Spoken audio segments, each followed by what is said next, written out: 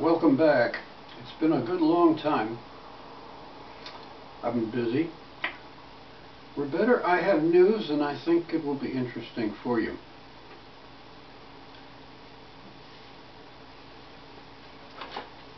It's becoming slowly, quietly clear that over the past 2, 3, maybe 4 years, my wife's health and my health have significantly improved.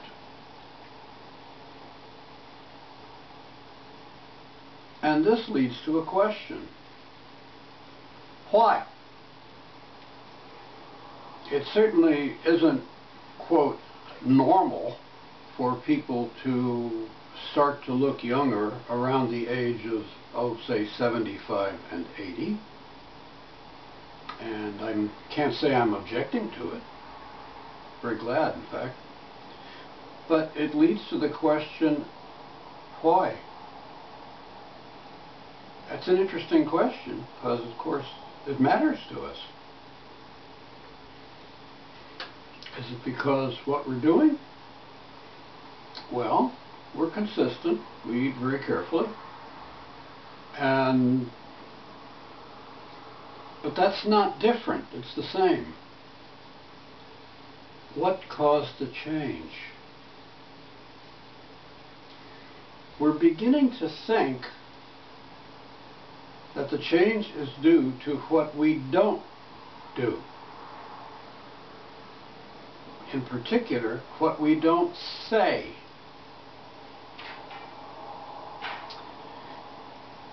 And this is a real change in the way we've been handling our healing work. We've stopped talking in detail about exactly what we're doing. And I'm beginning to believe that this is really due to trust. It's that simple. When we do a healing session, we use the strength test in a reliable form. In this case, I use a pendulum to decide if it's a good idea to have a session. If so, I'll sit down and define the correct frequencies. 1 digit at a time. Yeah, I know it's painfully slow, but boy, you should actually do it and see how slow it is. I've speeded up quite a bit from practice. The results have been very favorable.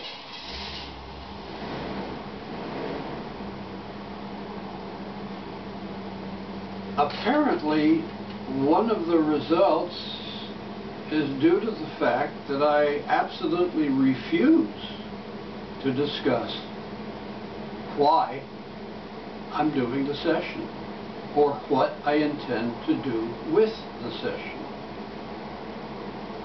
If that's true, maybe it's based on a very difficult topic to bring up. Parasites. They're in my body. They're probably in yours. Over and over again. How can I ensure that the frequencies I use are going to work? First, be sure I got the right numbers. And second, be sure that the parasites themselves can't tell what's going on. Because the parasites can always change. They do it pretty quickly. Now, let's go back a bit. What do I do with these frequencies? First, I can eliminate toxins. If I find a nice high excited state which puts the toxin in a place where my body can release it, that allows me to take out toxins that apparently cannot be removed in any other way. It's pretty clear to me so far that this body started life as an adult, early, with asbestos-caused problems in the heart and the lungs, with major problems with the cardiovascular system for a whole lot of reasons, with diabetes. Sounds like a pretty bad recipe. Folks, they're gone. And they're not hidden. They were cured. That's important. The method they were cured with was frequencies. They are the key. I'm beginning to believe more and more that they are simply the right way. Now, what does this have to do with what I don't say? What I say really doesn't matter with toxins. The truth is they don't want to be in these bodies of ours at all, and they're delighted when we use their frequency correctly.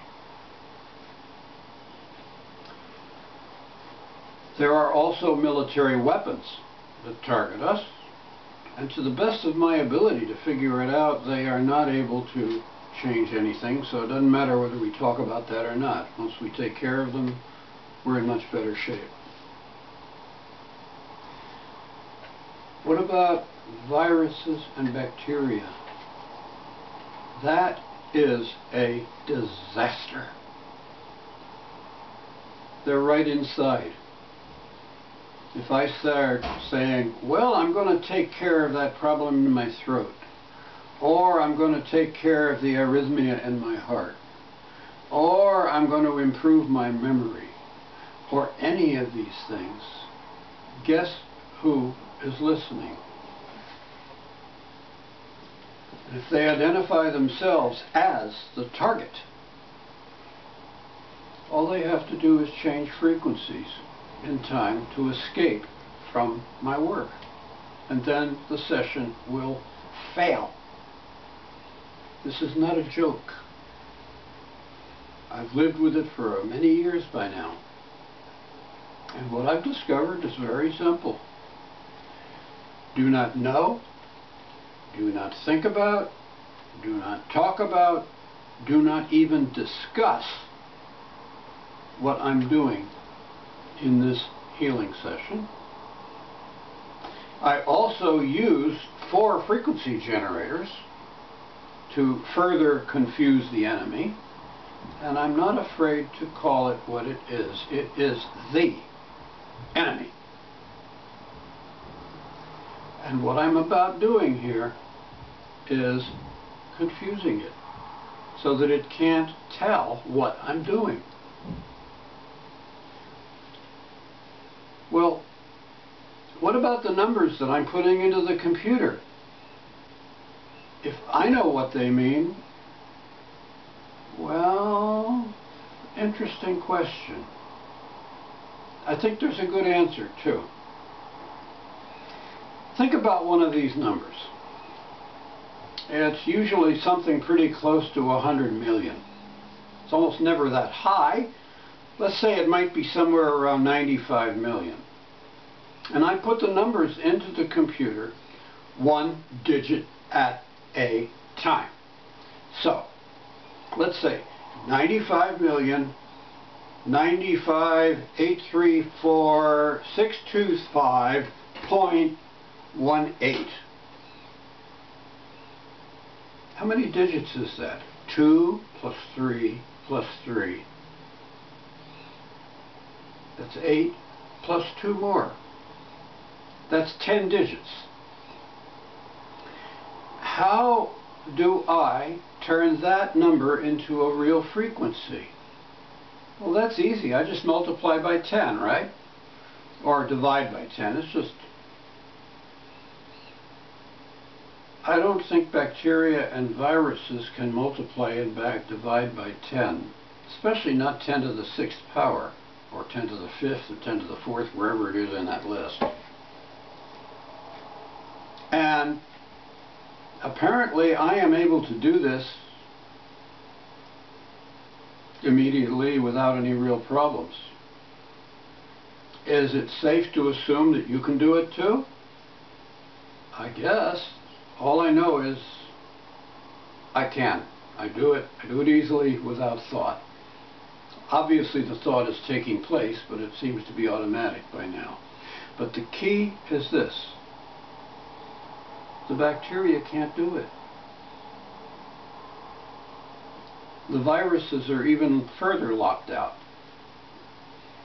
And honestly, I doubt that the larger parasites can either, like tapeworms. If it's because it's probably taking place up here in the cortex, then, well, I don't think tapeworms have a cortex. Kind of stuck. That's interesting. Because it suggests we finally have the tool we need. It's utter, total secrecy to prevent the enemy from knowing what we're doing, so they can't tell in time to change their frequency that we are going after them. And it is only since I stopped talking that these methods have really started working. Folks, that's my message for today. I think it's important. Good luck to you. Be good to hear from you. Bye now. Well, uploaded and see. Well, quick, Dollar.